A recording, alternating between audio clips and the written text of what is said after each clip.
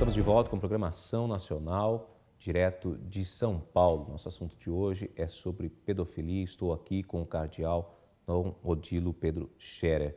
Bem, Dom Odilo, a gente estava falando no outro bloco, eu quero dar continuidade a esse assunto, porque agora, só nesses últimos meses, que veio à tona esses casos de pedofilia, ou então que estão surgindo mais na mídia? Como eu dizia, eu imagino que há, de fato, uma intenção também, eu diria, malévola em relação à Igreja Católica de tentar aplicar uma imagem negativa, uma imagem deprimente à Igreja Católica, ao padre. Tentaram atingir o próprio Papa. Mas a Igreja ela sempre se preocupou com esse assunto. Claro, por isso é injustificado, claro, não podemos esconder isso e não podemos concordar com essa campanha como se a Igreja tivesse deixado andar. A Igreja sempre se preocupou muito primeiramente, com a moral sexual, né? E depois se preocupou muito também com a conduta dos padres. E é muito exigente em relação à formação dos padres. De modo que, acontecendo casos, precisam ser analisados cada caso, por que esses comportamentos acontecem. Eventualmente, em algum seminário, há falhas na formação, precisa rever então a formação. Porém, as orientações da formação são muito sérias. Se forem bem observadas, não se pode dizer que a formação proposta pela Igreja é falha. Eventualmente, a formação feita na prática pode ser falha em algum lugar.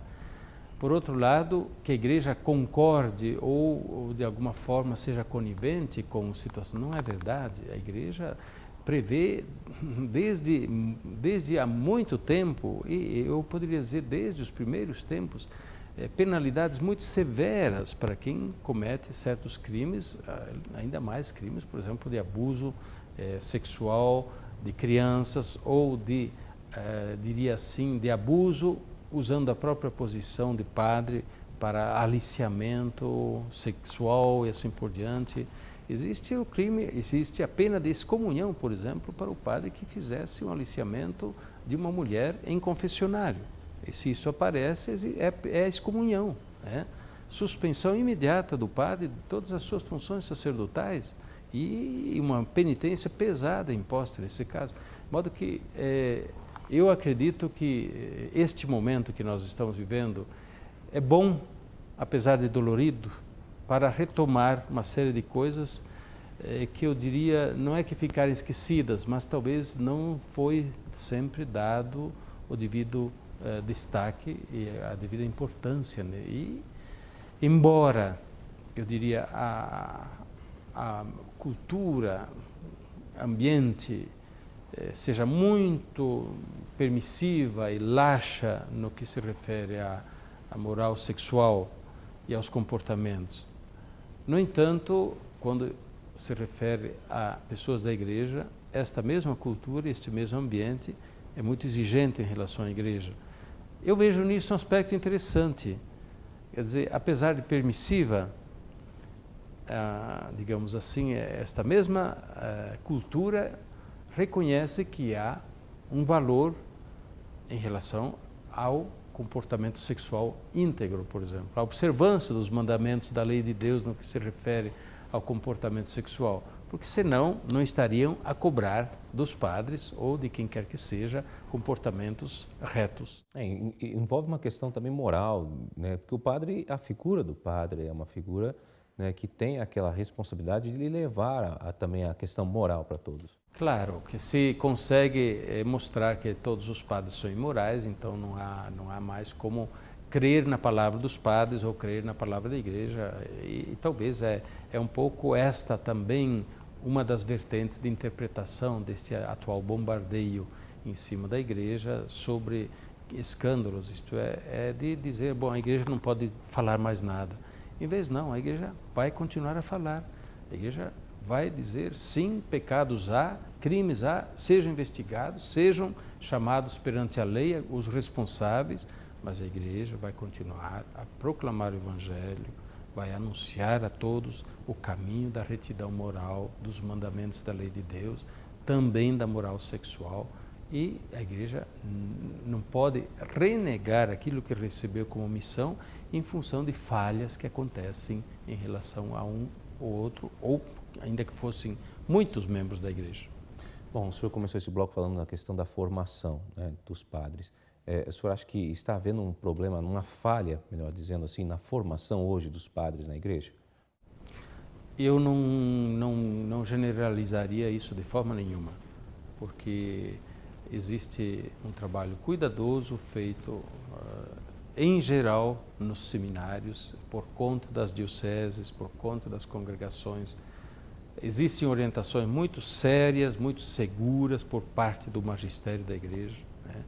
Não é de hoje que nós temos as diretrizes para a formação nos seminários, aprovadas pela Conferência dos Bispos, aprovadas depois e convalidadas pela Santa Sé. Não é de hoje que nós temos no direito canônico exatamente as normas que devem ser observadas em relação à formação do clero. Então, falhas de modo generalizado na formação, eu acho que não.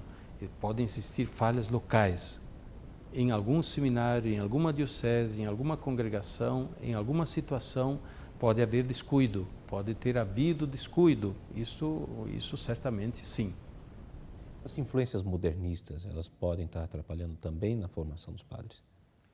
Certo, a influência, digamos assim, de toda uma mentalidade permissiva que quer, de alguma forma, demolir todos os valores morais, quer, de alguma forma, passar para o subjetivo, todas as decisões morais, dizendo que não existem normas objetivas. Isso está influenciando e influenciou com toda certeza também na formação, na atitude de padres. E eu quero dizer que o problema todo não está na formação, o problema pode surgir depois da formação. Alguém pode ter sido bem preparado e escolhido certo, pessoa reta, idônea até a ordenação sacerdotal. Mas se depois de ordenado padre não se cuida, pode cair. Se não continua a ser prudente, nas suas atitudes, nos seus comportamentos, se não continua a cultivar a virtude, se não continua a rezar, a procurar a mística, a união com Deus, o diabo tenta e a pessoa cai. Isso, apesar de ter sido bem preparado, bem formado, sempre é tempo de cair. E mesmo com 60, 70 anos, o diabo tenta e o padre pode cair também. Nunca é tarde para cair. Por isso mesmo, vigiai e orai, disse Jesus. E São Paulo diz, olha, quem está de pé, cuide para não cair.